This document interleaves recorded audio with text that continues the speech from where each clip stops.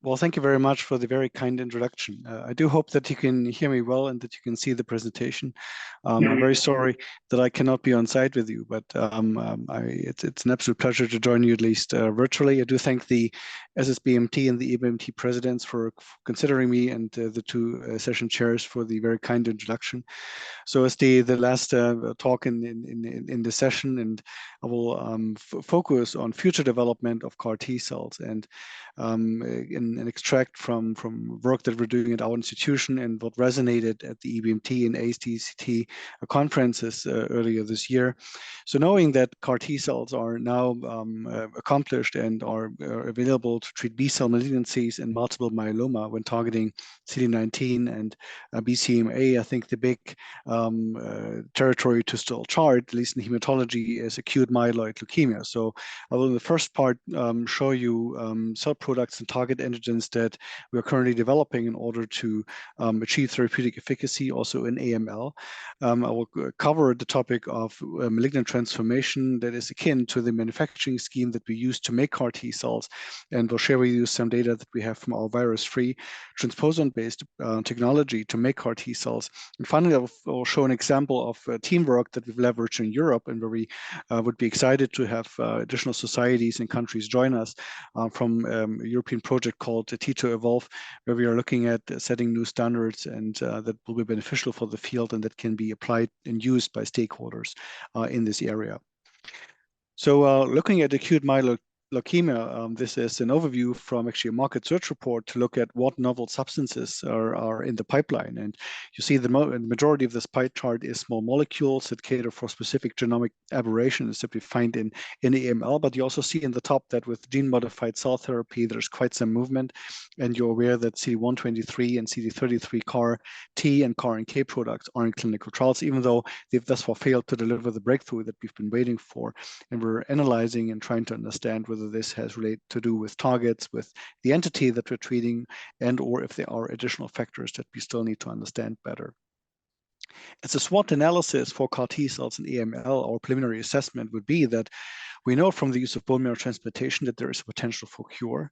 We know also from the mode of action of CAR T cell therapies that there is the opportunity to deliver a single shot therapy that can replace the traditional induction and consolidation therapy that is established in this disease. The weakness is, and the open question is, whether we will ever find a CD19 analog and whether we can, with one target, address all of the AML subtypes that we know today. And the threat is compromised T cell or immune cell fitness after prior chemotherapy and hematologic toxicity that will result and is anticipated to result from most of the targets that we have in our pipeline.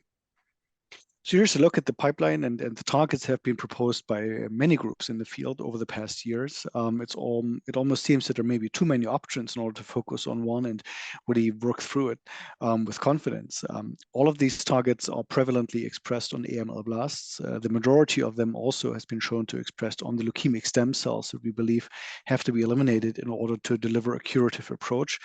You also see that all of these targets have some expression in normal hematopoietic cells. So I think titrating now the expected hematologic toxicity and therefore finding the therapeutic window and the appropriate patient population, I think is an important part of this journey.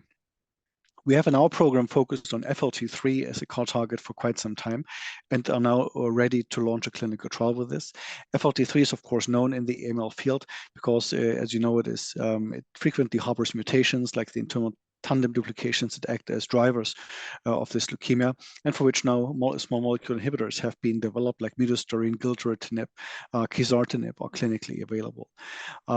FLT3 is also a surface antigen, so it is akin or amenable to targeting with antibodies, bispecific antibodies, and CAR T cells. It's actually quite consistently and prevalently expressed on AML cells, even higher and more uniformly than CD123.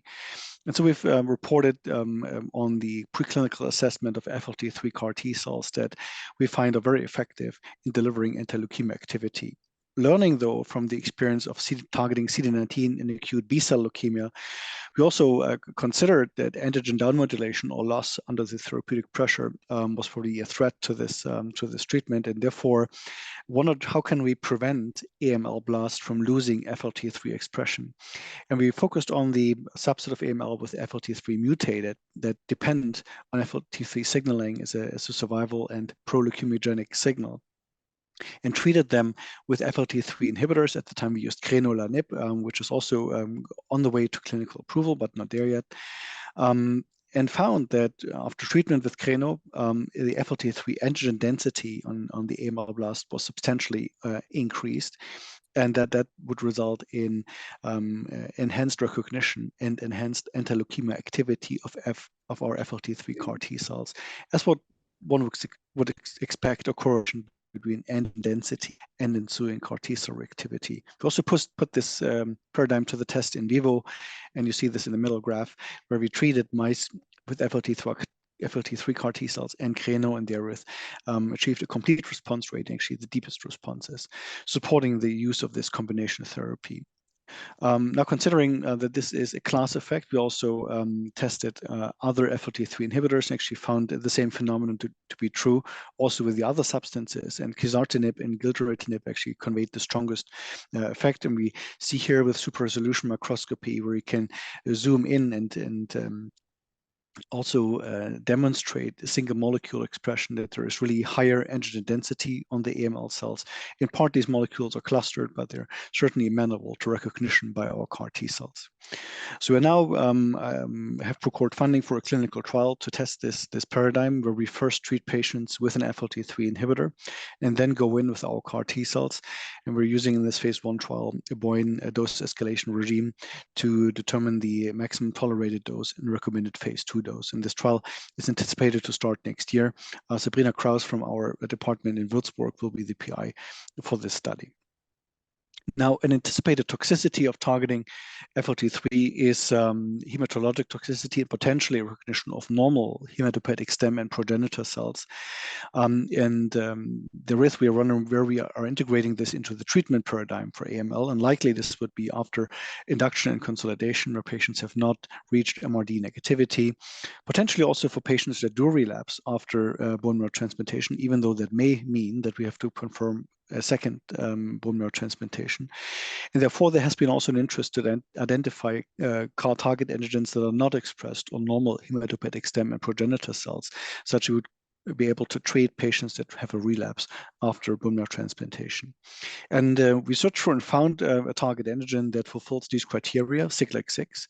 The binding domain for Siglec-6 was actually derived from a patient, status post bone marrow transplantation. That patient had a chronic lymphocytic leukemia, and as part of the graft versus leukemia effect, and as part of the antibody response, our collaborator Christoph Rader fished out this antibody called JML1 that later demonstrated recognized Siglec-6. The Siglec family, sialic acid binding immunoglobulin-like lectins are known as CAR targets. Siglec-2 is the alias for CD22. Siglec-3 is the alias for CD33. So these are targets that we have used to target hematologic malignancies with CAR T cells. So it's another member from this group, this time in AML. And we've shown that Siglec-6 CAR T cells are quite effective preclinically. So they fulfill all the benchmark criteria in terms of lytic activity, cytokine production, and proliferation in T cells, and also in the mouse model, the xenograft mouse model that we've set forward in order to go into a clinical trial. I will point out, and it's shown on the lower left, that Siglec-6 is also retained on the leukemic stem cell compartment, and it's in many cases even higher compared to the bulk AML blasts.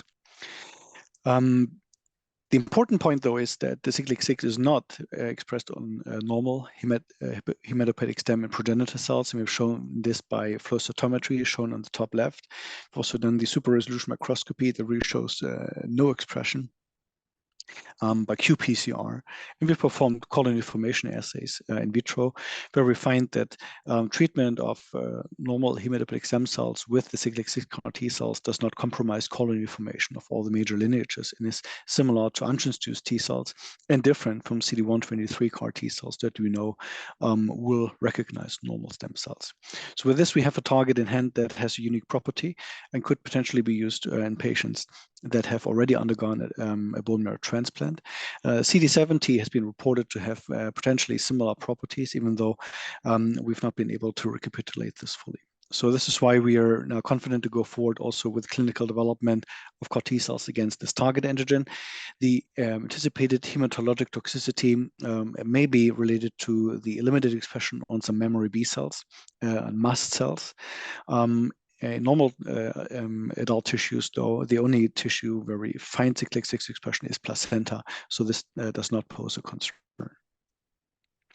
In terms of manufacturing, we've been working very hard because we think this is an absolute bottleneck for increasing patient access. It's important to bring down cost, and most of the cost is related to procuring relatively expensive viral gene transfer vectors and handling them in biosafety level 2 clean rooms.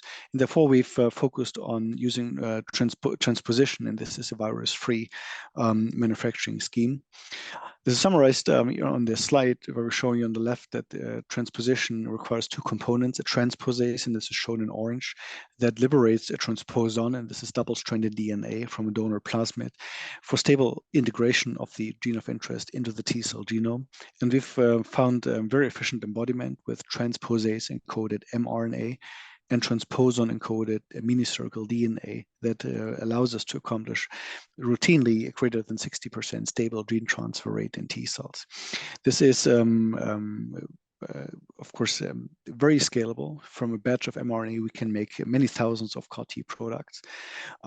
So it has a favorable biosafety level profile, so we can handle this in conventional clean rooms. And it's something that we've also put into practice in some of our clinical trials.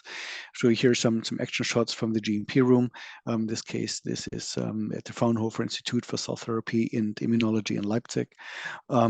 And we're using this manufacturing scheme also to make our AML CAR T products. I will say that because mRNA and minicircle DNA can also be packaged into nanoparticles, for example, it's also a gateway technology to eventually do in vivo gene transfer, which I think will require some additional preclinical work and refinement, but I think in the next generation of CAR T products, we will already see implementations of in vivo gene transfer where we don't need ex vivo handling of our CAR T cells.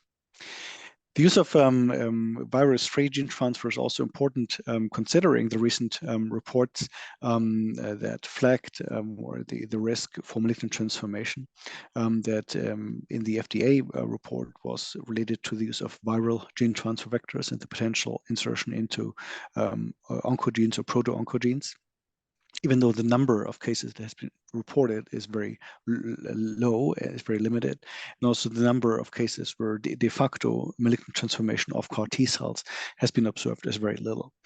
I will also say that also with transposon technology, however, with the piggyback transposon, malignant transformation has been reported, and this is why we and our collaborators have been trying to get at the ground and the mechanism of action that is in place here. So two principal mechanisms that can lead to malignant transformation either are related to insertion into a specific gene locus that either releases the brakes on T cells and thereby increases their activation. And this must have been the case, apparently, in the case of the piggyback transposon malignant transformations, where in both cases there was insertion of the transposon into the Bach2 locus, a known T cell suppressor. And a couple of years ago, Zoltan Ivic, our long-term collaborator, had performed genomic insertion profiling and actually had shown that the piggyback transposon, very much like gamma retroviral vectors, seems to have an insertion preference into the Bach2 gene locus. The good news is this does not seem to be the case for lentiviral vectors, and for sure not for the Sleep beauty transposer. So this has a clear path here. The other major mechanism is so-called read-through transcription, where there are unintended transcripts resulting from the transgene, and this is mainly related to the promoter that is being used in the expression cassette. And we have developed some refined expression cassettes and promoters that further mitigate that risk. So with this, I'll turn to the last part of the talk and talk about some teamwork that we've been doing in creating an innovation ecosystem in order to accelerate the development of CAR and TCR engineered T-cell therapies. In the European Innovative Medicines Initiative, T2Evolve is a multi-stakeholder public-private partnership project that has taken on this challenge. I will say that EBMT is a full consortium partner, and T2Evolve works hand in hand with the GoCard project and GoCard Coalition, and where T2Evolve is a little more practical in the sense that we also have the ability to execute wet lab experiments, for example, but overall work very synergistically with GoCard.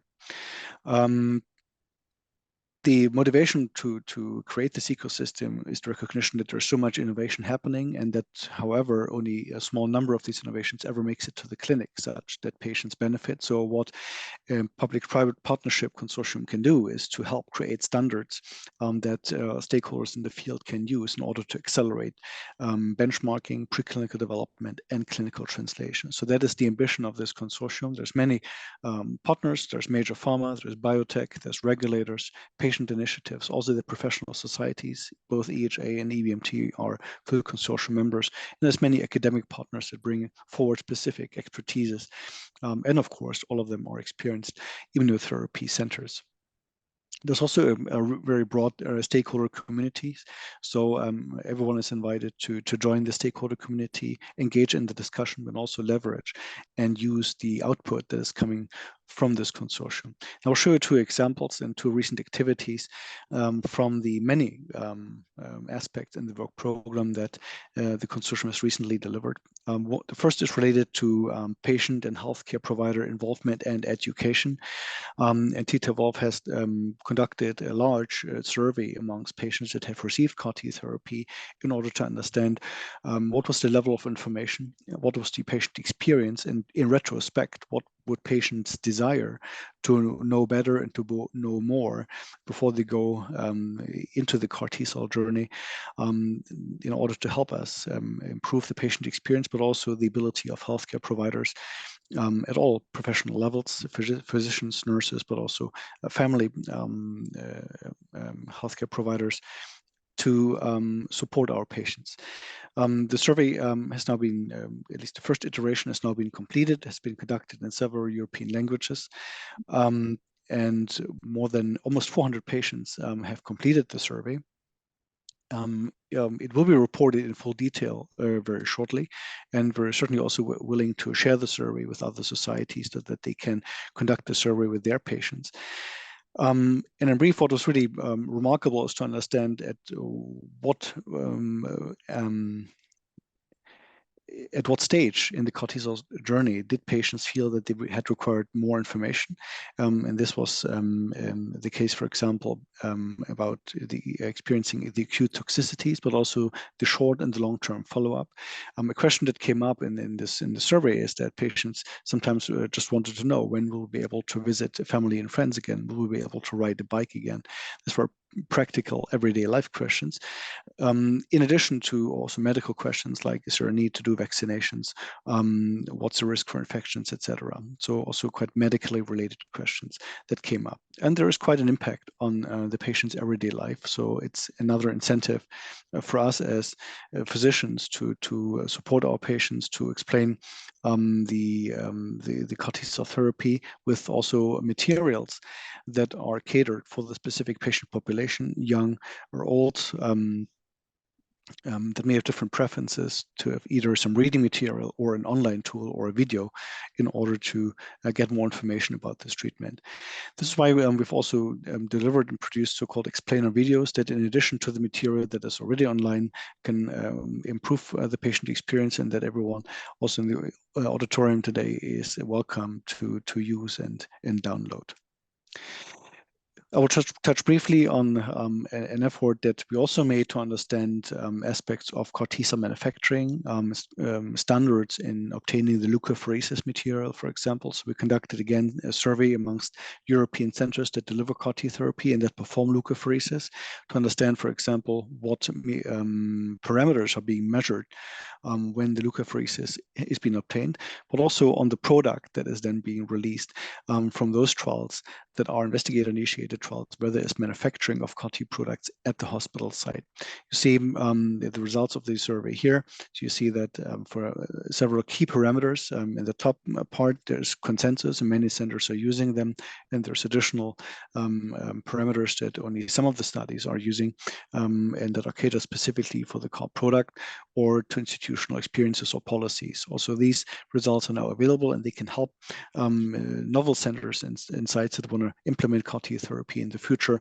in designing the program and in designing the criteria and correlative analysis that we're doing to production, but also then to the therapeutic use of CAR T cells. With this, I'm at the end of this short presentation. I do invite you to join us in our effort in T2 Evolve, but also in GoCART, and Anna Soreda can probably provide more information on this. I hope that the short detour to acute myeloid leukemia was informative to show what are the considerations when we develop CAR T products to treat this disease and what are potential prospects when we are now entering into clinical trials. The aspect of virus-free transposon-based manufacturing, both from a practical point of view in terms of cost and scalability, but also from the genomic safety aspect in order to mitigate the risk for malignant transformation and other genomic toxicity, I think is important. With this, I'm at the end of this presentation, and I do look forward to any questions that you may have. Thank you very much.